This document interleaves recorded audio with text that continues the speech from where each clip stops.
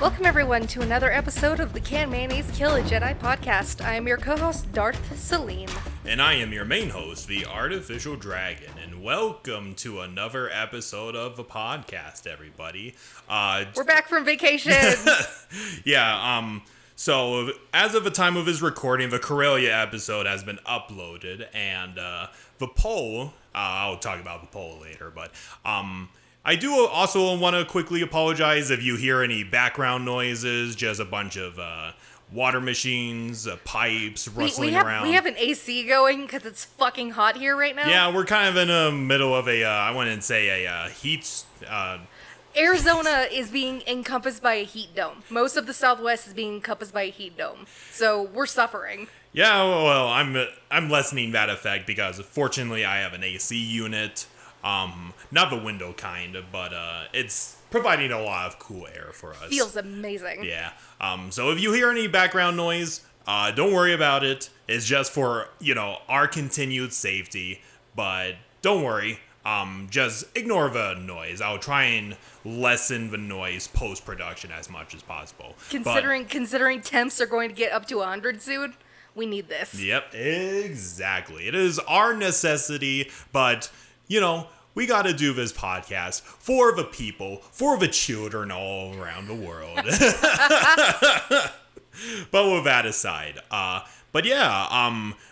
real quickly go through the Patreon thing. So this month's Patreon art piece, we have Alara Dorn, the Imperial turned Republic medic of SWTOR, one of the most sexy companion characters in all of SWTOR, second only to good old Darth Lacris herself, my supreme waifu. As I've said before, Ilara is just there to me. She's a good companion. She's a good second in command of my trooper, but she's just there. I listening to her British accent, talking over regulations and everything, never gets old for me. But yeah, if you want to go grab, the poster, all the previous posters that we put up, all of you could download it for your own personal amusement, put them as your poster, or make it into a legitimate poster if you really want to. But if you're not interested in big boba waifu posters or just big-chested husbando posters, you could always contribute to our Patreon from our lowest tier of $3 and our mid-tier of $5 and, of course, our highest tier of $10. And whatever tier that you contribute to, you have instant access to our Discord server where you could talk about general Star Wars lore, share some memes, show off your Star Wars collection, maybe your OC if you're talented enough, and just have a general good time with us. We always have a blast discussing things with all of you in the Discord server. Oh, definitely. And also, shout out to, or not shout out, but self-promotion, follow my blog. Yep. I'm trying to post more, so yeah, stay tuned. You told me that you've been answering a couple of questions for the past couple of days. Last night I answered a question that you sent in specifically. Of course. It was an anonymous question, but I knew it was you. Yeah, because it was super duper specific because I talked about that earlier. But I spent 2.5 hours, just sitting at my computer thinking of what, how my characters would respond to these questions. And it was a good creative exercise. So yeah. That's what I like about it. Yeah, so please, my inbox is always open. Send me asks.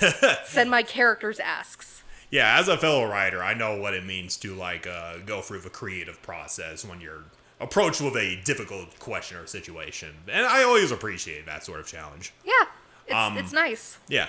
Speaking of promotions, though, so for all of our, I'm going to do a nice little addition to our highest Patreon supporters and give them a shout out. Oh, nice. So shout out, I actually have a list right here.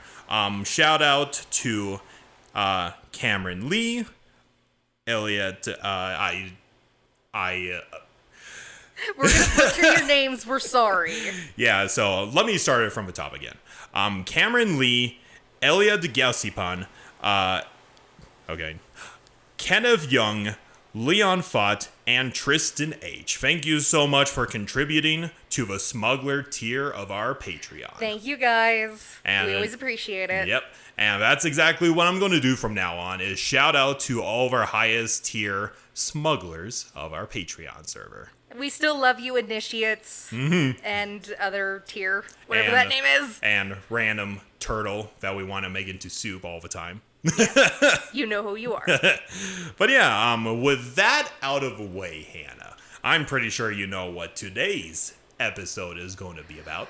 We're going to be diving headfirst into the Galactic Senate, the Yay. backbone of the Galactic Republic. Yay! And the source of all of the complaints that people love to make about the prequel trilogy. Yes!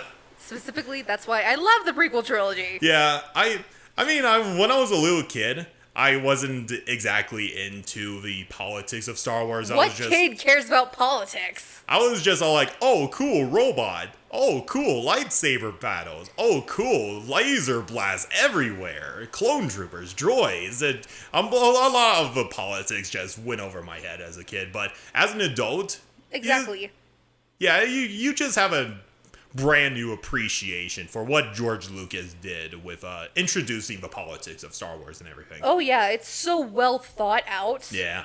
I can't wait to dive into this. Now, a lot of the people that are original trilogy lovers, I get why a lot of people would not, latch on to the prequel trilogy, because it's a lot more complicated compared to good versus evil, Rebel Alliance versus the Galactic Empire, that sort of thing. I mean, this is what happens when you're in a galaxy full of hundreds and thousands of planets. This is very true. You gotta have a government somehow.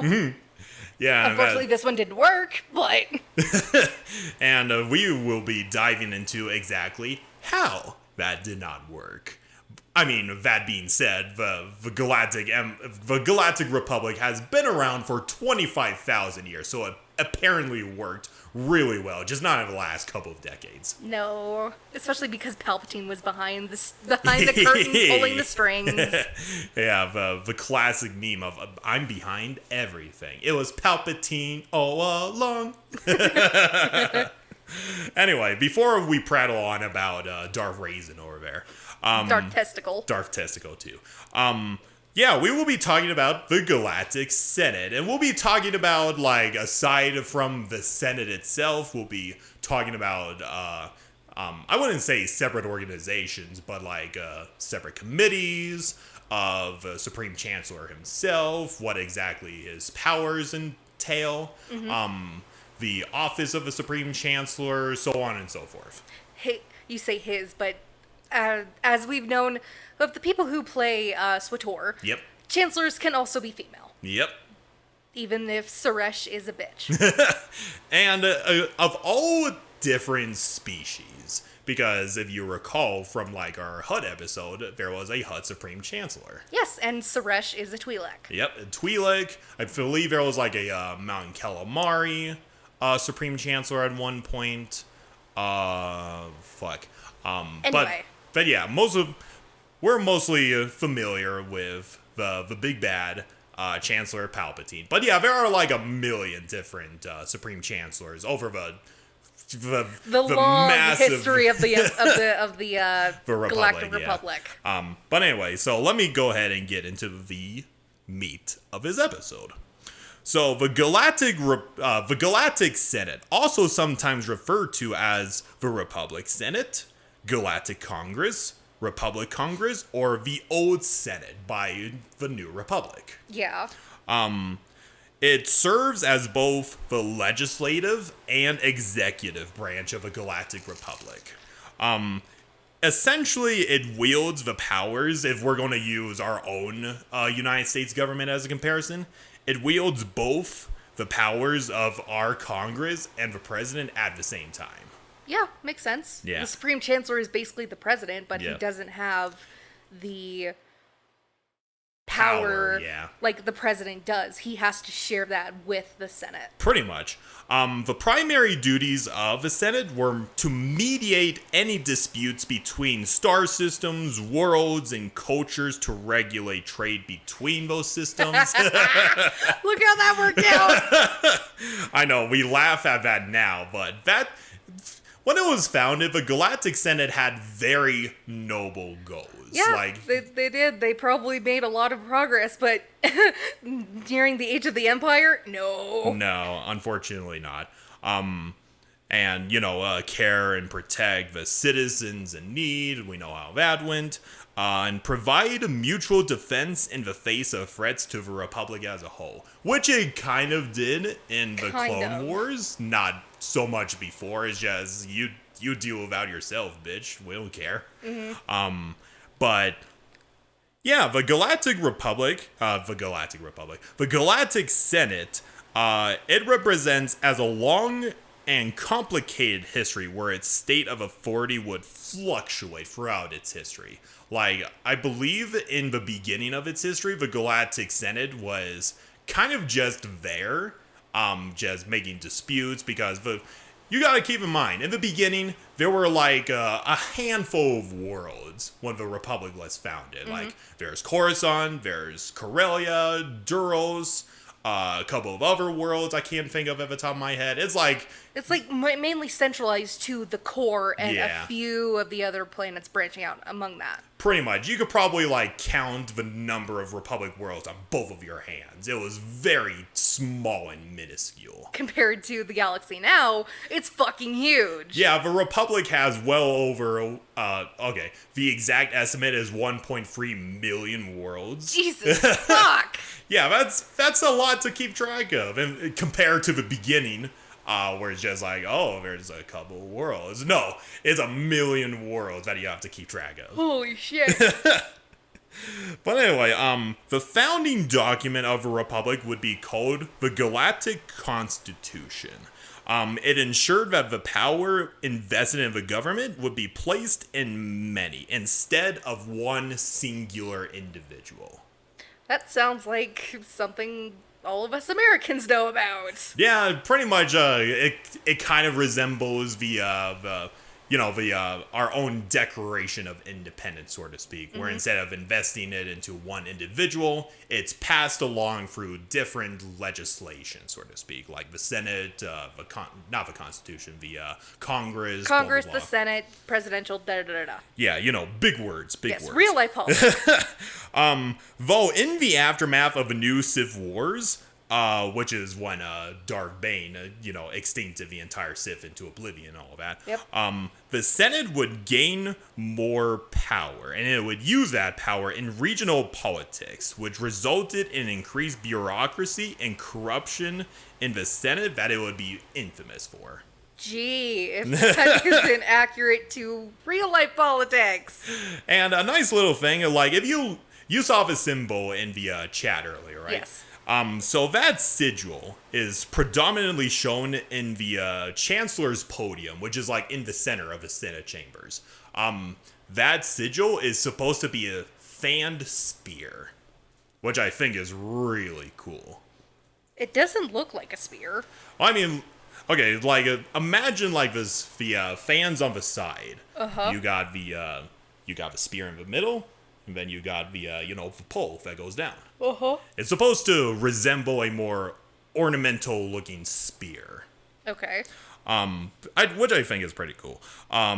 So originally, the Senate was meant to be planetary and welcomed any planet that became part of a republic. Though as more and more planets and territories were added into the republic, representation would be streamlined for better representation, which resulted in sectors being represented. I think I threw this word a couple of times. For example, Naboo is part of the Chamo sector. Mm-hmm.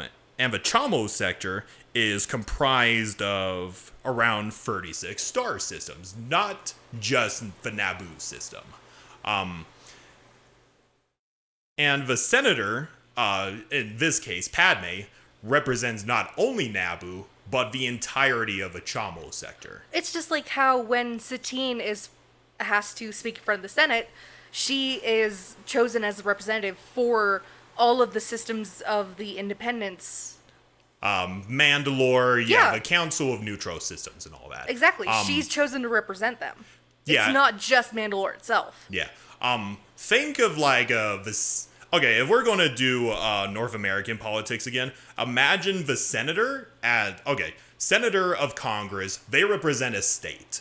It would be kind of impractical to have a senator that comes from each county of that state. Exactly. That's why, like, Arizona only has one representative in the Senate. Yeah. That's kind of the same thing with each senator. Like I mentioned before, Padme represents the Chamo sector, which is like 36 star systems. And even if we take That's a lot. even if we take one planet for each system, that's still like 36 planets that she's representing. Exactly. And now again, it's kind of a very complicated issue because most of those planets, they're essentially vassals or they're not affiliated with the Republic, but they just happen to be in the same territory. Yeah. And that's where it kind of gets complicated. Let me see. Okay. It could also kind of depend because there could be an individual planet. Like, there's no nearby star systems that it's a part of, or like a... Like, Tatooine. Tatooine could be It's a just very fucking prominent. out there. Yeah. There could be individuals because when I was doing my research for individual senators, like, for example, Orn Free Taa, or... Fuck him. Orn Free Taa, or Bail Organa. For Bail Organa, it specifically says the Alderaan system, but I don't think there's any other planets aside from Alderaan itself. But Alderaan is part of the core worlds. And it's a big planet. It is a very big planet. It kind of also, like I said, it kind of depends. It just depends on how many planets make up your sector. Or It's just like how many counties make up certain, like, you know, like, say, because Arizona Yep. has a lot of counties. Oh, yes, it does. One of the biggest being Coconino County. Mm-hmm. There is a county representative that brings, like, concerns of the public to the Congress people Yeah. of the state, and then they bring it to Congress. Yeah. This is why I don't like real life politics. It's hard to explain. Star Wars politics is easier. Well, get ready for your head to melt a little bit more. So you know how, like, in the Galactic Senate, they have like those floating devices where each senator is, has their own It's basically floating giving disc them and the everything. spotlight. Yeah. So each disc essentially represents the system or sector that they're a part of. Like, Padme has, her aides, she has Jar Jar Binks, blah, blah, blah. And Those sometimes make up, the Jedi stay with her. Sometimes. Those make up the Chamo sector, or whatever star system they're a part of. Mm-hmm. The official number in the Galactic Senate of how many pods there are around 2,000 of them. Holy fuck. Yeah, that is... You can see just how many there are in Yeah. Yoda and Palpatine's fight. Where they're fucking yeeting them at each other like they're fucking frisbees. Also, I think in the third movie, when the camera is panning across the cheering people of Yep. the new Empire, you can see E.T. species in one of the pods. Yep. No, I think that might have been episode 1 or episode can't 2, remember, but I but know the reference you're talking about. Yes, clear reference to Spielberg, who Lucas has a very good relationship with. Yeah. Very clear shout out. But fun fact, they actually made a race out of that.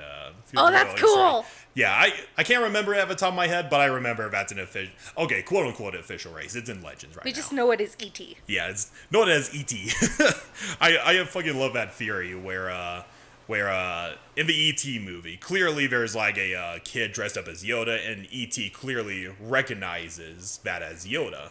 That's a Spielberg's reference to his friendship with Lucas, which is cool. It is pretty cool. Okay, and aside from like individual sectors, individual planets, later in the Republic's history, it also came to represent entire guilds and companies like the Trade Federation, the Techno Union, the Megacorps. Yeah. And then some senators were elected directly by their respective planetary governments, while others were anointed by the planet's ruler, or sometimes are the planet's ruler. Yeah. Padme, and Bail Organa is Brea's husband, so... Yep. You get special privileges being a consort. Pretty much. It's kind of fascinating that there are just some governments that have... Okay, so like a lot of members of a republic aren't democracies. Let's just throw that out there. Yeah. Most of them are like dictatorships, monarchies. You can clearly see that throughout the Clone Wars. Yeah.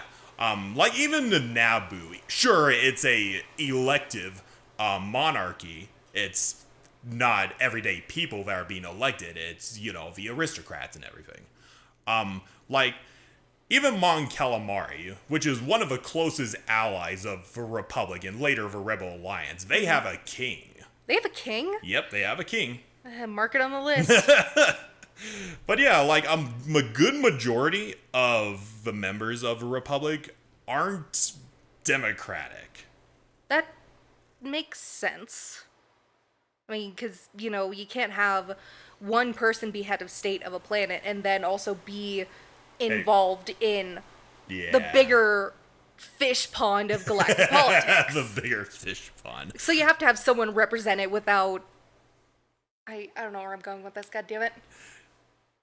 Never mind, moving on. Anyway, yeah. Like one notable example, which I always find fascinating. This is more of the New Republic, but it kind of applies the same way with the Old Republic. Mm-hmm. So the leader of the Rhodians is this guy named Grand Protector Novak. He was a ruthless dictator, like, classic beheadings, subjugation. Tyrant. After, the Empire fell and the New Republic was established, he kind of feared that he would be guilty of war crimes, but he decided to pursue the political position and represented Rhodia to get out of that. Corrupt motherfucker.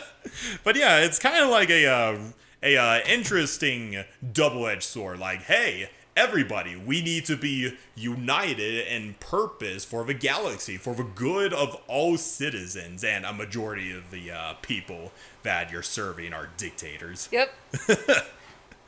But yeah, aside from the senators, they are sometimes accompanied by what is called an associate planetary representative, otherwise known as a junior representative. Which is what Padme started out as. I think so, but it's more of a, okay. The most famous example was Jar Jar Binks. Mm-hmm. While only the senator can the junior representative basically represents the minority of whatever sector they're coming from, which in Jar Jar's case would be the Gungans. Yeah. Like, if I'm going to use Iego as an example, if Iego joined the Republic, the majority would be... Not gonna happen. I'm just... bear with me here. I know. I'm making fun. Yeah. Who would be the majority of Iego? The diatham. So, in that regard, who would be the minority? The male abyss, but that's if they want to... Yeah, exactly. Come out of their holes and actually participate. If they want to have some sort of say or representation, they would obviously send one of their own to be one of these junior representatives. Okay, that makes more sense. And ultimately, the junior representatives don't have a say of the final say of what that senator wants to, convey to the rest of the Senate. But they could do other things like give them ideas because, they're representatives of a minority. Like, they know what their people want and convey that message to their fellow senators. Another example I just thought of was, like, say, a Corellian senator. Yeah. They would probably be human, but the junior representative could be a Oh Solonian yeah, or a Droll. Solonians or Drow. Yeah. Yeah.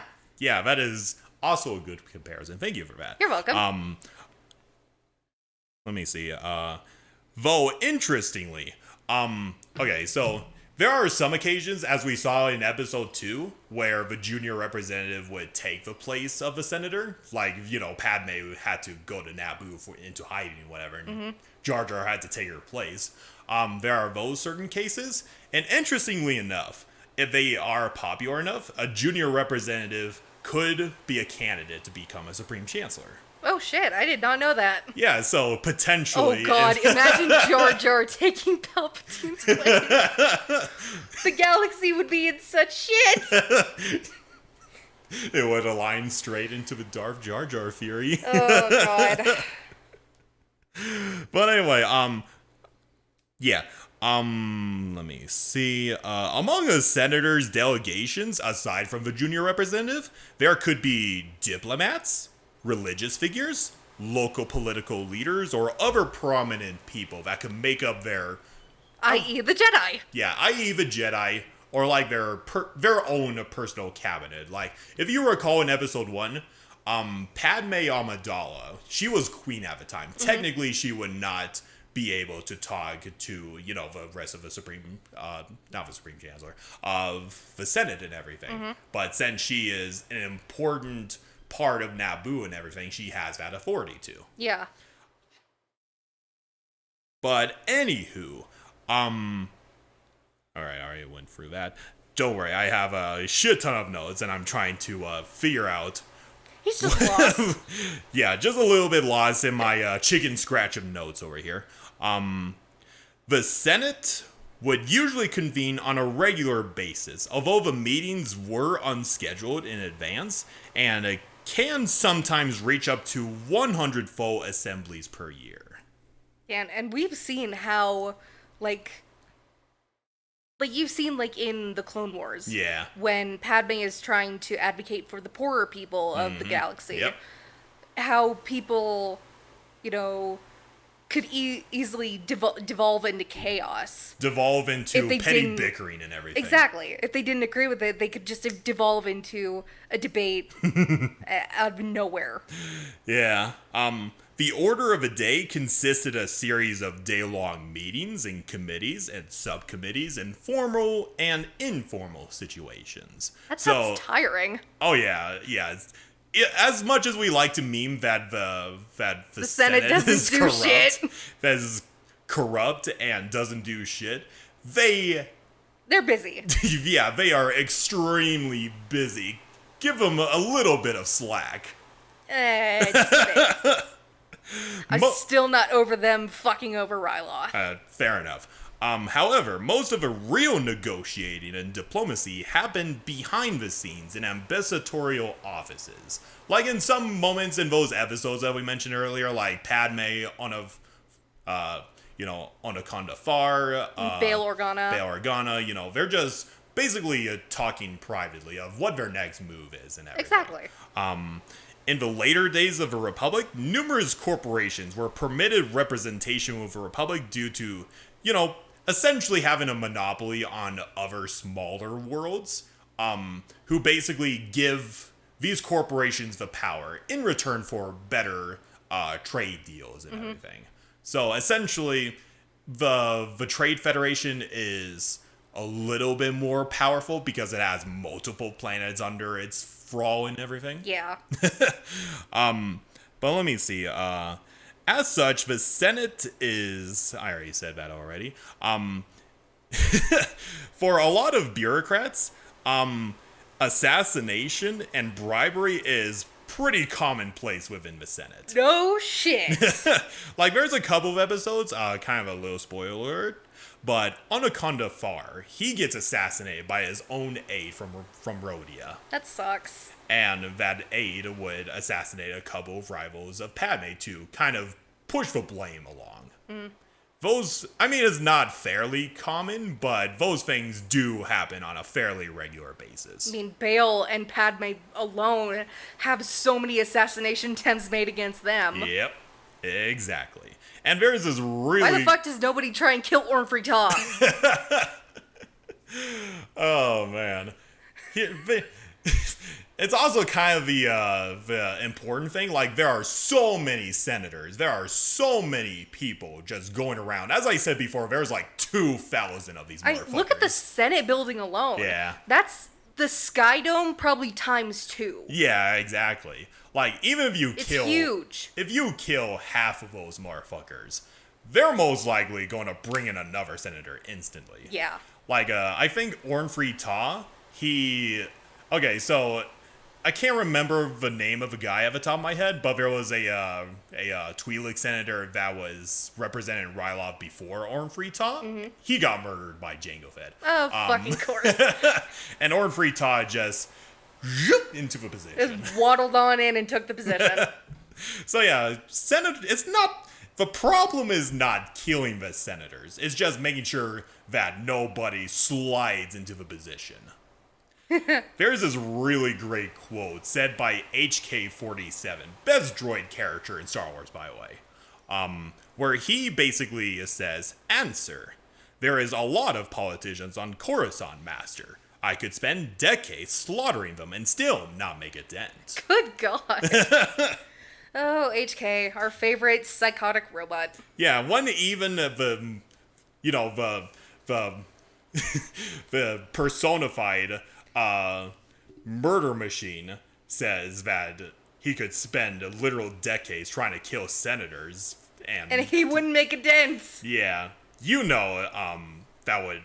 That's a lot of people. It is a lot of people, yeah.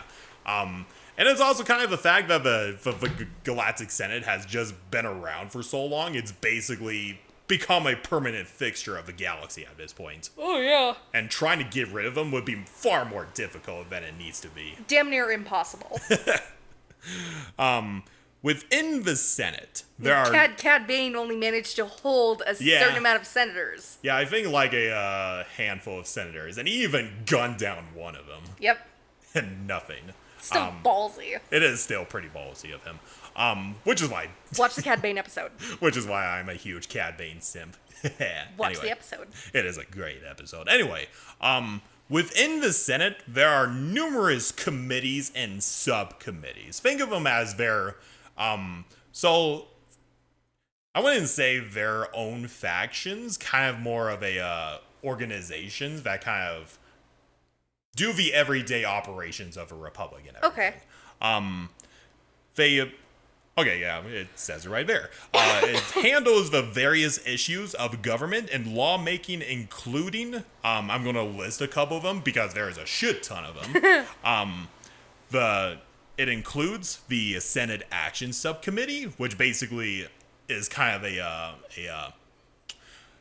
what's the word? It's basically a limited subcommittee where it's all like, hey, there's a certain thing that needs to be done pronto. Well, we can't be bogged down by bureaucracies and everything, so let's establish that. There's the Allocations Committee, supervises the budget of a republic. The Ethics Committee, very self-explanatory. The Delegation of 2000, which I mentioned. Ethics sounds like HR. Pretty much.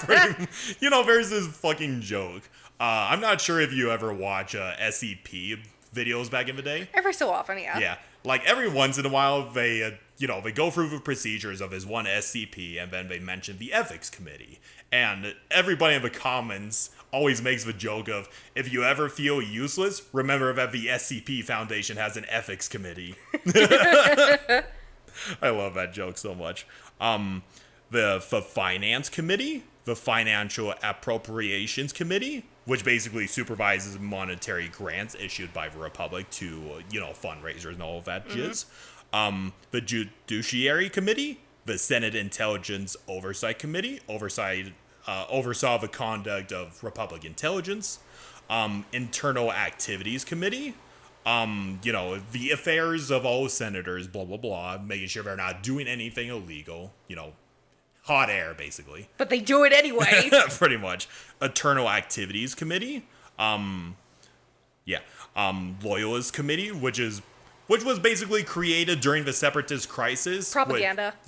Propaganda. It was made up of Padme, Bail Organa, Ornfree Ta, all of the ones that Palpatine trusted and everything. Quote unquote. Quote unquote.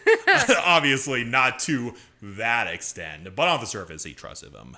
Let me see. The Security Council, which oversees the security of a republic, and one of their unique powers, was the ability to initiate Order 65.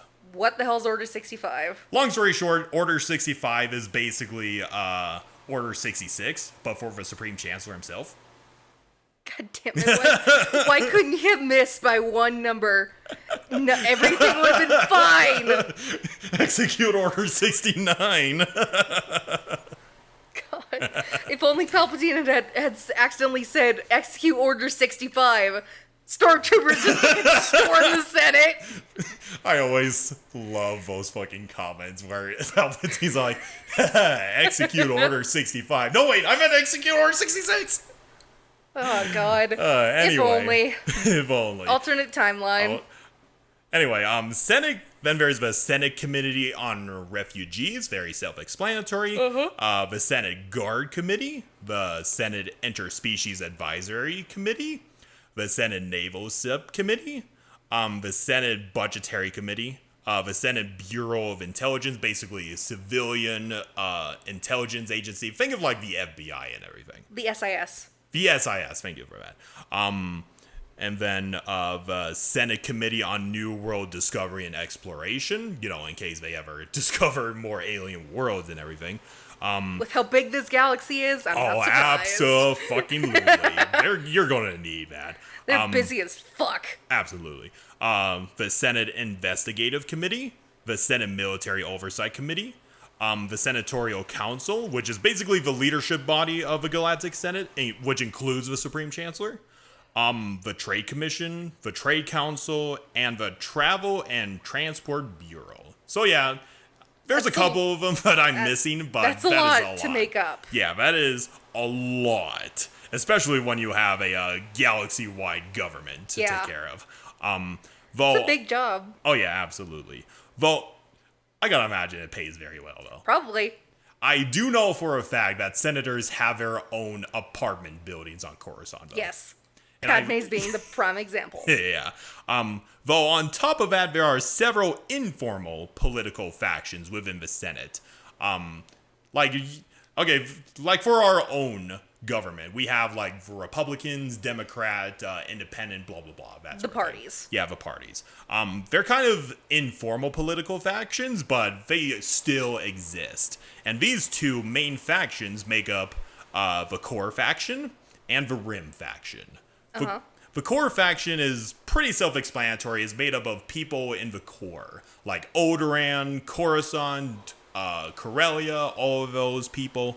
And they are mostly made up of human senators. And then the Rim is probably made up of the alien senators. Yeah, I'll get to them in a little bit. But the core region, the Core faction, they advocate for increased, or at the very least, maintaining centralized power and essentially making all planets move more under the direct control of a republic. And the Rim faction is the exact opposite. Let me see. Okay. Just gonna go through my notes. The Rim faction is made up mostly of non-human senators who hail from the mid and outer rim regions of space. They include various special interest groups, such as the Trade Federation. Yeah. They are a more conservative party, and so allocate reducing power and influence on their worlds from the Republic. Like, we want to rule ourselves. We don't need Big Brother looking over our shoulder 24/7 sort of thing. Exactly. They also advocated for planet sovereignty and supporting free trade, low taxes, minimum restrictions on enterprise, and the regulation of markets. Yeah. Who wouldn't? Yeah. As many members of a Rim faction would... If it sounds very familiar, yes, the Rim faction... Most members of a Rim faction break off to found the Confederacy of Independent Systems. Yeah. Like, Newt Gunray was a member of a Rim faction, Tembor was a member, And yeah, a lot of the Separatist Council members were of the Rim faction. Makes sense. But yeah, interestingly, no, Masameda was part of a Rim faction. Huh. The pointy here. Yeah, I know. Yeah. But that's surprising because you'd think that Palpatine would have basically a yes man as his second in command.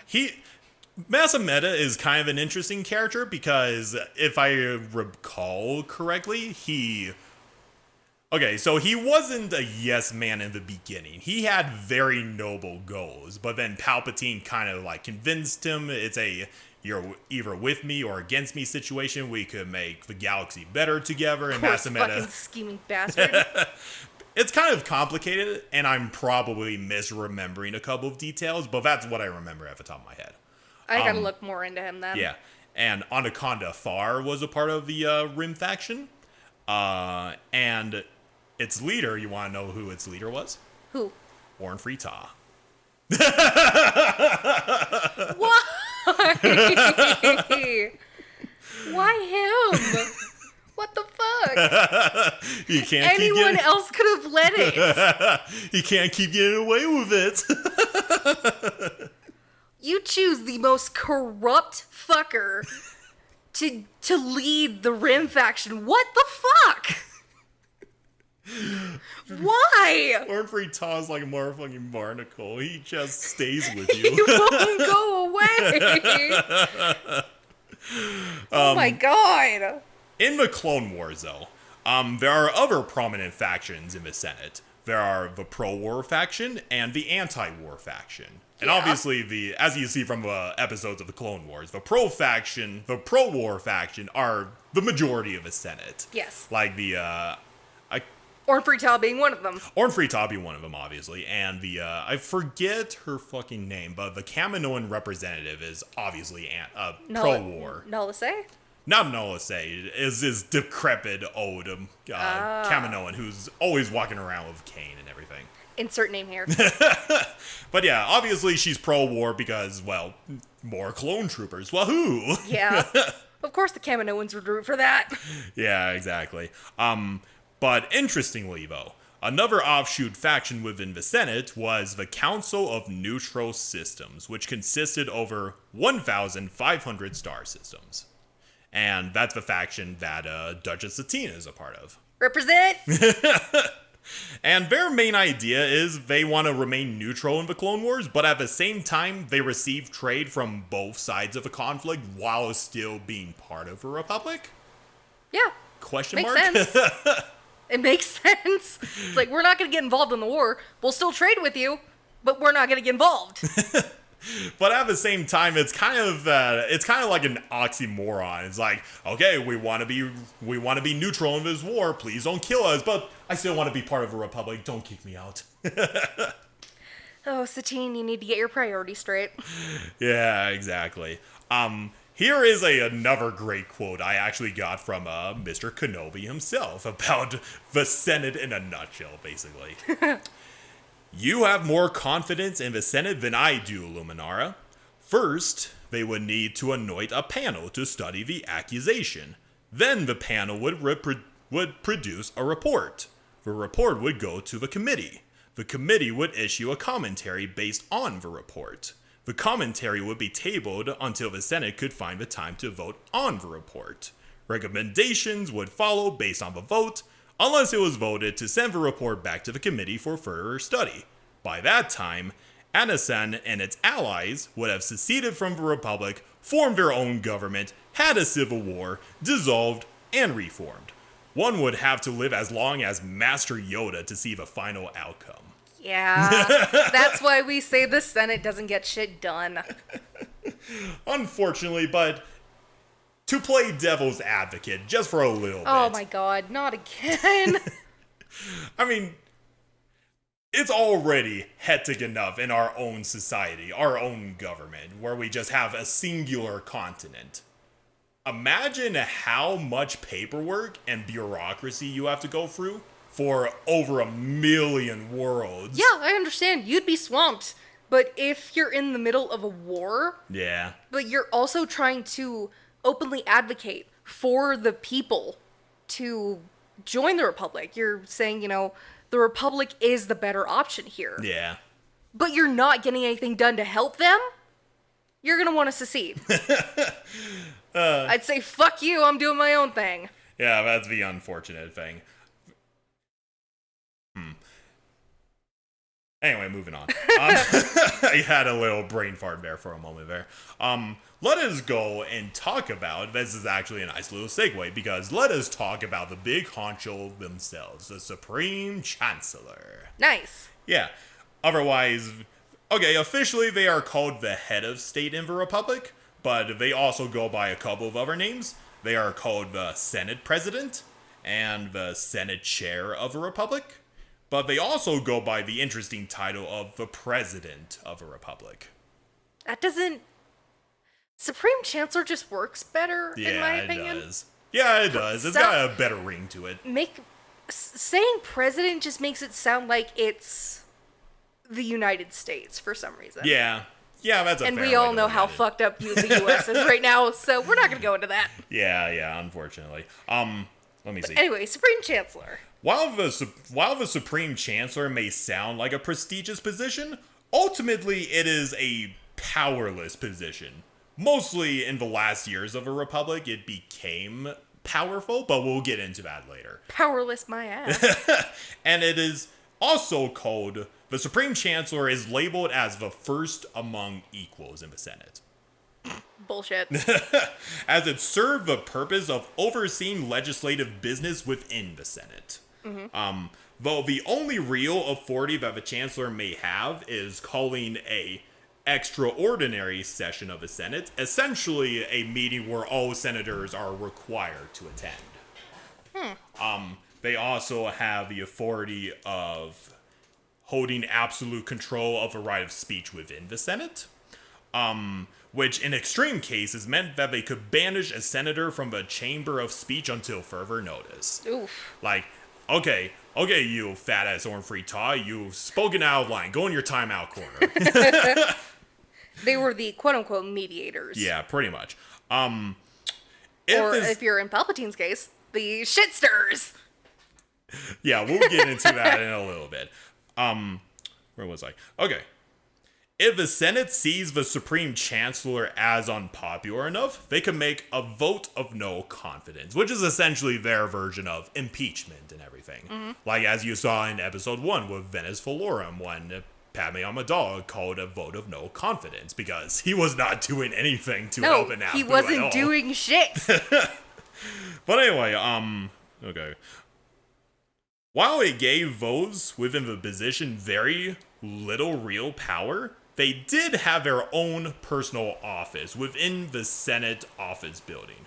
Traditionally, the Chancellor would be presented, properly addressed as Your Excellency. Yes. Like in the same way we call Mr. President or Mrs. President, that sort of thing. I gotta show you, because there is a office here's the office of Venice Valorum, and then there's the office of the Supreme Chancellor. Their styles are so radically different. It's essentially night and day, if you look at that. Palpatine makes it so fucking obvious he's a Sith, and no one notices. What the fuck? I absolutely love how much of a shitter Palpatine is, because in his... He's just dangling it in front of everyone's face and no one's noticing! Like, a couple of relics... Valorum's office looks very nice, by the way. It does look very nice. The relics that I remember that Palpatine possessed when he was Chancellor, he literally has, like, a couple of statues. Of like numerous philosophers. I don't have pictures of them, by the way. They're like numerous philosophers that talked about dark poetry and everything. He even hides hidden weapons in his statues all across his office. He even has his own offhand lightsaber hidden in his statue that he used when Windu and his boys came in to arrest him. He even has an urn, like the place where you put ashes, which literally holds the cremated remains of Darth Plagueis. So he kept Plagueis' ashes. Yep. He doesn't sound like the type to do that. And I think weird. Yeah, it is kind of weird, but I think it's a cool detail that Plagueis was always there. He might have been there in spirit, just like, no, don't do this, you fucking idiot! You fucking dumbass! He even has like a mural of the Great Hyperspace War, you know, where Naga Sadao does his legendary Run away! And it's just plastered against this hallway and everything. That's gotta be beautiful. Yeah, he's as evil as Palpatine is. He is definitely a man of culture. He's got a thing for art. Yeah. And which I respect him for. The other shit, fuck you. Yeah, exactly. Palpatine is an absolute shitter, and he's basically the guy that knows that he is well aware of the Jedi's arrogance and everything. Like, oh, the Sith wouldn't be so obvious in our own, little backyard. Obviously, Supreme Chancellor Palpatine is not evil. He's just, he's a little bit kooky, but he's not evil. He's not secretly a Sith. Oh, fucking dumbasses. Like, here is a quote said by Mace Windu himself when they were trying to investigate who Darth Sidious is. Mm-hmm. Like, literally, they had a list of suspects, but they mostly, got it down to Palpatine's inner circle, like Masamada and everything. And not Palpatine himself, because I quote from Mace Windu himself, "The Senate has surrendered so much power. It's hard to say where his authority stops. The only reason Palpatine is not a suspect is because he already rules the galaxy." He got what he wanted and you still don't fucking suspect it? Fuck's sake. Mace Windu, you're an idiot. I know it's kind of a flawed outlook, but at the same time, it kind of makes a little bit of sense, because why on earth would you suspect the president? It's kind of like the equivalent of suspecting that whatever president is, acting at the time is basically the devil. If it walks like a duck and quacks like a duck, just insert the... I know you're not seeing me, but insert like the Lisa Simpson meme. How is that not fucking obvious? Oh my god. I'm having a stroke over here. Oh, Darth Celine having strokes is the best fucking thing ever. First Ornfrey Taw, and now this. Oh, chef's kiss. But anyway, moving on from me laughing at moving on from laughing at your misery and Palpatine laughing at the Jedi's misery. Where was I? Okay. Traditionally, so the Supreme Chancellor, they traditionally wear an Azor blue slash around the waist. I'll actually send you a reference of that was worn by Valorum. And that is essentially a very symbolic sort of brand. It is called the Blue Brand of Chancellorcy, and as such, it is forbidden to be worn by anyone else. Though any senator who chose to wear blue in parts of their wardrobe is basically them declaring their interest in becoming the Supreme Chancellor. So that means Bail was interested. Yep. And Padme too. Yep. They would have been so good! Oh yeah, I forgot to mention this in the motherfucking Padme episode, but there was like when Darth Vader was around. He was knocked out at one point, and he apparently had a vision of how different things would have been if he did not become Darth Vader. He and Padme were married. Anakin Skywalker, Grand Master of the Jedi Order, I think. Padme, Supreme Chancellor of the Republic. Power couple. Yep. And they had their one son, whom they named Qui-Gon Jinn. Aww. Yeah, it's so sweet, but it's just a dream. I just thought I'd throw that It's a nice dream. It is a nice dream, and then Vader comes back to depression. It's like, why do I live only to suffer? Oh boy. Oh man.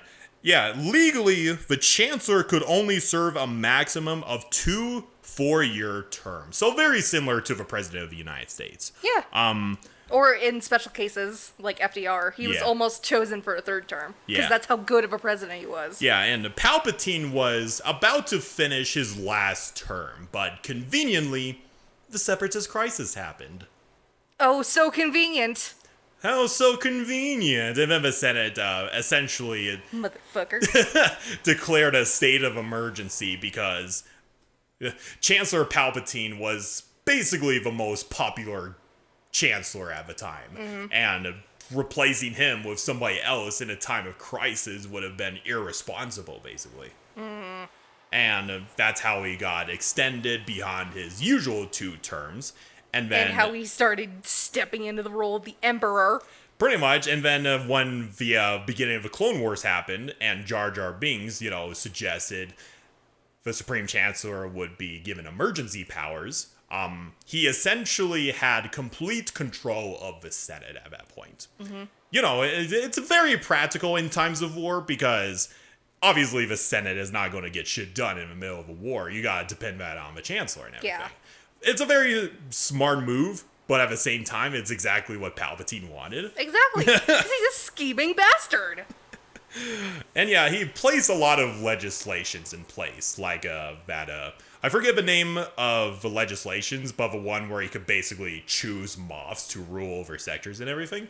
And then tighter security on Coruscant and everything, new weapons programs, so on and so forth. And also slowly phasing out the clones. Pretty much. Excuse me. Excuse you. Now let us go on to the Supreme Chancellor's inner circle, or in this case, the office of the Supreme Chancellor. So as I mentioned before a couple of times, the office of a Supreme Chancellor is basically a umbrella term for the Supreme Chancellor's cabinet and personal advisors and all that. Yeah. Just like how the president has a cabinet. Pretty much. And the Chancellor selectively chooses their own advisors. Like, the 2 most important ones are the Vice Chair. I'll talk about them in a little bit. But it's the position that Masameta filled. Yeah. And, he's... so basically, the powers of... From what I can gather, the Vice Chair serves a similar role to basically the Vice President. Makes sense. Yeah. So the Vice Chair, or more formally, during times of, sessions in the Senate, they would be called the Lord Speaker. It was a position that assisted in the day-to-day operations of a Senate, such as, opening and closing sessions and everything. He was basically like the mediator. That sounds like Speaker of the House. Pretty much, yeah. Like in the House of Representatives. Yeah.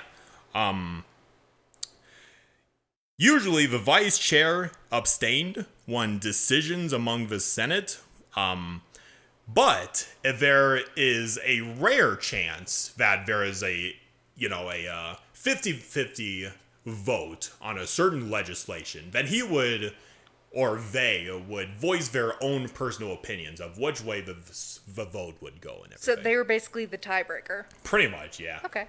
Let me see. Apparently, the Vice Chair could serve as long as they wanted, as long as they maintained the confidence of the Senate and everything. But if they lose popularity, then, they get voted out. Yeah. And Masameta, he is technically served in the Senate for 40 years. Wow. He was both the Vice Chair for Valorum and Palpatine. I didn't even notice that. Yeah, he was there in episode 1. I need to watch them again. I need to watch them and actually pay attention. Yeah. And here's a nice little lore detail about the Vice Chair. I'll send a picture real quickly because the cane that Masameta uses, and you always see him with his fucking cane. Yeah, his staff. Yeah. He's a weird-looking motherfucker. Oh, yeah, he is. The Vice Chair during Senate sessions would wield what is called the Speaker's Staff, which is a symbolic wooden staff with a carving of an ancient philosopher named Sisteros, which is adorned on top. which gave the vice chair authority over Senate debates. I have the talking stick. I'm allowed to talk. I have the beating stick. Go to horny jail. I have the conch. It's like referencing Lord of the Flies. Yeah. I have the conch. It's my turn to speak. Yeah, pretty much, yeah. And then, there's the vice chair, and the second most important position of the office of a Supreme Chancellor would be the staff aide, who is basically the head of a Supreme Chancellor's staff and the Chancellor's deputy in the office of a Supreme Chancellor. Secretary. Pretty much, the secretary. The staff aide's duties included addressing the public on behalf of a chancellor, helping organize the chancellor's schedule, meeting other figures. So, yeah, secretary. Basically. Let me see. And I don't have a picture, but the Umbaran Slime Moore, who is a very creepy looking gal, she served as the staff aide under the Supreme Chancellor for his entire term, and eventually into the Galactic Empire. Palpatine. Yep, Palpatine. Slime Moore, she's kind of a fairly interesting character. She and Palpatine apparently had an affair together. Ew. Who would want to sleep with him? I know, it's one of those weird lore. Do you have a picture of her? Yeah, I'll send it over real quickly. But yeah, Slime Moore, okay, you know what the Umbaran are, right? Yeah. Yeah, they're called the Shadow People and everything, and just looking at her picture now, I forgot how creepy she looked. Oh God. She looks like Kronika. Oh yeah, she kind of does look like Kronika. She looks like Kronika. Honestly, I much rather tap her ass than Slime Moore, so. Yeah. Her eyes stare into your soul. Yeah, you're staring into your soul. I didn't even know they made Numbaran like live action. I thought they were only animated exclusive. Yeah. That's cool. Yeah, it is pretty cool. Not cool that she's looking into my soul like that, No, but yeah, it's pretty cool. Staring into my soul. I'm gonna turn off my phone. Okay, that's pretty great. Her eyes follow you no matter how you angle your phone. Yeah. And you could have the Supreme Chancellor could have numerous supervisors and aides and basically any other department head within his inner circle and everything. Mm-hmm. Like maybe you have I think like Wilhelm Tarkin was part of his inner circle, and he was essentially his representative. Not surprising. His representative of the military and everything. There are a couple of others that would probably not mean much to you, but there are a couple of interesting ones. For example, Anakin was part of the office of a Supreme Chancellor as his representative to the Jedi Council. Of course. Because he's manipulating him. Yeah, aside from the personnel, the Supreme Chancellor had other organizations that were subordinate under them. Like the Jedi Council, the Jedi High Council were prominent examples. Mm-hmm. Because you always see them in the office of a Supreme Chancellor just discussing strategy, politics, and all that stuff. Yep. There's not too much more after this. It's just, a bunch of organization names, the Senate Guard, the Red Guard, just a bunch of organizations that work under the Supreme Chancellor's supervision and everything. Mm-hmm. Kind of like how the Secret Service works for the president. Pretty much, yeah. That's a good example. And then eventually afterwards, with the declaration of a new order by Chancellor Palpatine, the Senate would, remain as the Imperial Senate. But at that point, it's basically They were just there. figureheads. Yeah, they were just figureheads. As a false sense of, of everything still okay. That the false sense of the people still had a voice and everything, when that was obviously not the case. Bullshit. But yeah, I do recall that there are a couple of scenes of the Imperial Senate in the Andor series, where Mon Mothma is trying to discuss things, but everybody is just walking out in Senate sessions at that point and everything. Oh, that's sad. And the Galactic Senate is a bureaucratic mess, but goddamn is it interesting. It is very interesting.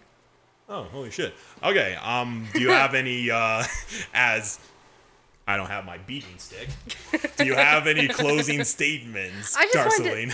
I wanted to mention the two chancellors who were in SWTOR, you Yeah. know, being the resident SWTOR expert, quote unquote. Yeah. Daenerys was. Yeah, he was the motherfucking Supreme Chancellor that wanted the bounty hunter dead, didn't he? Yes, Yep. exactly. And you kill him at the end of Yep. the class story. And he is replaced by, of course, Suresh. Who you is absolutely a mega bitch! What is it with you hating Ryloth politicians? It's not that she's a Twi'lek. I don't mind Twi'leks. I like Twi'leks. Yeah, they're awesome. It's just that they're so fucking shitty. I'm not kidding. Orn Free-Tal and Suresh are shit! Oh, man. I mean, as soon as the Outlander quote-unquote dies, due to Suresh meddling in plans, Yep. she goes and swoops in and says, oh, I'm taking over the Alliance and for the Republic and da-da-da-da. You show back up and it's like, bitch, you were saying? Oh, My man. Sith Inquisitor punched the fuck out of her and got Of course killed. you did. Of course you did. Maybe one of these days we could discuss more about each individual Supreme Chancellor of a Republic. It would be God damn it. It would be a quote-unquote long list, but it's mostly a bunch of like articles, brief descriptions, but I think it would be kind of interesting to at least cover a couple of the Supreme Chancellors. Yeah, I wanted to mention those two because, you know, SWTOR. Yeah. That is our episode of Can Mayonnaise Kill a Jedi? Or in this case, how long can this episode go on in the Senate? Yeah. Oh, man. What you were saying. I do honestly wish I had more to talk about. Honestly, an hour-long Hey, episode. it's a on the good Senate. hour. Yeah, it was a good hour-long episode on the Senate. I just wish there were... Okay, I say that. I just wish there were a lot more in-depth intricacies on the Senate. I know I say that, but there literally is. But you get my point. There are other people who have covered videos more deeper into the Senate. Yeah, we're just the Cliff Notes version and everything. Yeah, exactly. I think it would also... I gotta do more politics-related episodes. Like, obviously, it's technically part of a Galactic Republic, but I gotta talk about the Galactic Republic as a whole one of these days. Mm-hmm. But anyway, before I prattle on anymore, any closing statements before I, do my beating stick and everything? What are we covering next time? Okay, so it was kind of a hard decision. Okay, aside from you giving me very little options, I'm actually... sorry. It was literally like I had two options, and I literally had to do like a coin toss. flip on who I would choose. And I think I have reached a consensus, Hannah. Fortunately, this consensus was a lot shorter than any session the Senate had. But anyway, so next episode, we will be talking about a member of the Jedi High Council, Yaddle herself. Oh, cool. That'll be fun. I know it was a character. I don't think it's going to be a very long episode. Well, we shall see. Maybe I could amaze you with Yaddle. After seeing her unfortunate death in Tales of the Jedi, I feel for her. Yeah, She had noble intentions. she had really noble intentions. But yeah, we'll save Yaddle's story for next week. Thank you everybody for listening to me prattle on about politics in Star Wars. And listening to me have a fucking stroke. And Hannah having two separate strokes, which is the fucking best thing ever. But yeah, I hope you enjoyed me prattling on, or attempting to prattle on, about the Galactic Senate and its bureaucratic bullshit and everything. But yeah, I hope you enjoyed this episode. You have any thing you want to share for the closing statements, Hannah? This is the way. This is the way, and the Senate has been adjourned. Bye-bye. Adios.